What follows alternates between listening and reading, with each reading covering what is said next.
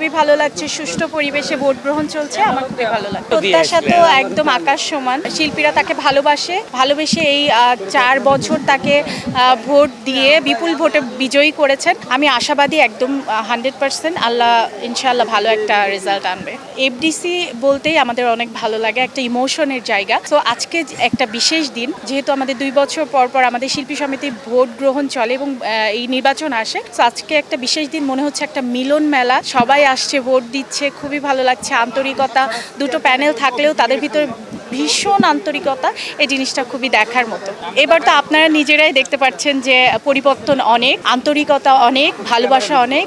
So আমার মনে হচ্ছে যে আমরা হচ্ছে জাস্ট আজকের দিনটা, এই ভোটের পরে কিন্তু সব শিল্পীরা এক হয়ে যাবে। তো আমার মনে হচ্ছে যে একটা নির্বাচন চলছে, ভোটের পরে আবার আমরাই হয়ে যাব। পরিবেশ খুবই ভালো, খুবই সুষ্ঠু, খুবই সুন্দর। প্রতিশ্রুতি আছে যে আমাদের যারা শিল্পীরা, শিল্পের বাইরেও যারা আছেন, তাদেরকে আমি বলবো, মেয়েরা সব সময় সব ক্ষেত্রে হ্যারেসড হয়, সব ক্ষেত্রে তাদেরকে নিয়ে ট্রোল।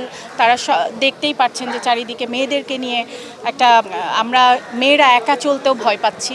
সো এই ব্যাপারটা আমরা শিল্পী সমিতির যারা আর্টিস্টরা আছেন, তারা এই ব্যাপারটা সবসময় দেখেছেন যে বিভিন্নভাবে মেয়েরা যখন হ্যারেসের শিকার হয়েছে, তখন কিন্তু শিল্পীরা সেটা নিয়ে প্রতিবাদ করেছে। এবার আমরা চেষ্টা করব। আমি আশা করি যে যারা আসবেন, যারা নির্বাচিত হয়ে আসবেন, আমাদের শিল্পীরাও কিন্তু বিভিন্ন ক্ষেত্রে এটা হচ্ছে।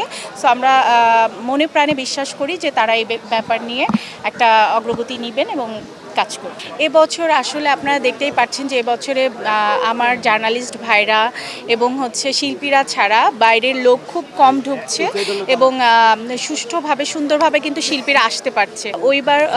গতবার গাড়ি নিয়ে কিন্তু ভিতরে আসতে পারিনি, শিল্পীদের একটু নাজেহাল হতে হয়েছে। এবার কিন্তু খুব সুষ্ঠুভাবে, সুন্দরভাবে গেট থেকে ওয়েলকাম করা হচ্ছে। আর সুষ্ঠুভাবে, সুন্দর কোনো গ্যাদারিং নাই।